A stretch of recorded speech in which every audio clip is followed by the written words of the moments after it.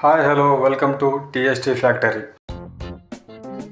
So ఈరోజు మన topic వచ్చేసి అయ్యప్ప స్వామి మాలధారణ. సో మాలధారణ వేసిన వాళ్ళు నల్ల బట్టలు ఎందుకు వేసుకుంటారు? సో మాల ధరించిన స్వాములు ఎందుకు నిష్టగా దీక్షను చేస్తారు? సో ఈరోజు ఈ వీడియోలో అయితే ఈ రెండు క్వశ్చన్స్కి ఆన్సర్ తెలుసుకుందాం. సో శనిదేవుడు ప్రజలను అష్ట కష్టాలు పెట్టి ఇబ్బందులు పెడుతూ ఉండేవాడు. ఒకరోజు మణికంఠ స్వామి తన భక్తులను కష్టాలు పోవడం చూసి తన భక్తులను ఈ కష్టాల నుండి విముక్తి కల్పించాలని అనుకున్నాడు. అప్పుడు మణికంఠ స్వామి శనిదేవుడి మధ్య సంభాషణ జరిగింది. శనిదేవ, ఎందుకు నా భక్తులను ఇన్ని కష్టాలు పెడుతున్నావు? అప్పుడు శనిదేవుడు ఇలా బదిలిచ్చాడు, స్వామి, మీకు తెలియనిది ఏమీ లేదు. సో ఇది నా కర్తవ్యం స్వామి. యమధర్మరాజు ప్రాణాలు తీయడం తన కర్తవ్యం ఎలాగో, సృష్టి స్థితి లయలు త్రిమూర్తుల కర్తవ్యం ఎలాగో ఇది నా కర్తవ్యం అన్నాడు శనిదేవుడు.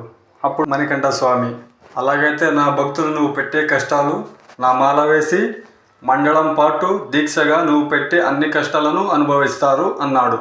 సో అప్పుడు శనీశ్వరుడు నవ్వుతూ, స్వామి, నేను 7 సంవత్సరాల పాటు పెట్టే కష్టాలు ఈ మండలం పాటు ఎలా కష్టపడతారు? అప్పుడు మణికంఠ స్వామి ఇలా అన్నాడు, సరే, మీరు పెట్టే కష్టాలు చెప్పండి. అప్పుడు శనిదేవుడు ఇలా బదులిచ్చాడు, వాళ్ళకి ఎలాంటి మత్తు పానీయాలు రుచికరమైన భోజనాలు లేకుండా చేస్తాను అని చెప్పాడు. అప్పుడు మణికంఠ స్వామి ఇలా బదులిచ్చాడు, నా మాల వేసిన భక్తులు సాత్విక ఆహారంతో భోజనం చేస్తారు. అప్పుడు శనిదేవుడు మళ్ళీ ఇలా అన్నాడు, ఎలాంటి గొప్ప వ్యక్తులైనా సకల సౌకర్యాలు అనుభవించే వాళ్ళైనా కట్టల మీద పడుకోబెడతా. అప్పుడు మణికంఠ స్వామి ఇలా అన్నాడు, సుఖాలు విడిచి నేలపై పడుకుంటారు. అప్పుడు శనిదేవుడు మళ్ళీ ఇలా అన్నాడు, సువాసన వదిలజల్లే నీరుతో స్నానం చేసేవారు కూడా చలికి వణికేలా చేస్తాను. అప్పుడు మణికంఠ స్వామి మళ్ళీ ఇలా చెప్పాడు, పన్నీటి నీళ్లకు బదులు ఉదయం మరియు సంధ్యా వేళ చల్లటి నీరుతో స్నానం చేస్తారు.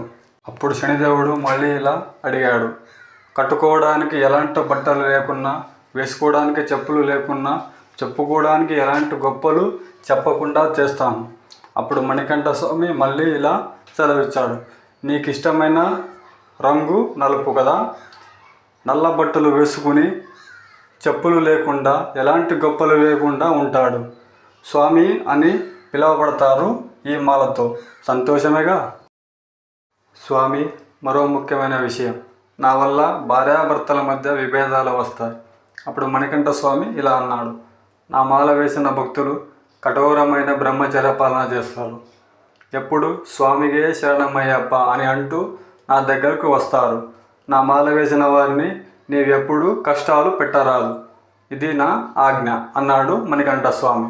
అప్పుడు శనిదేవుడు, ధర్మాన్ని పాటించే మీ మాట నాకు శిరోధారం అని అన్నాడు.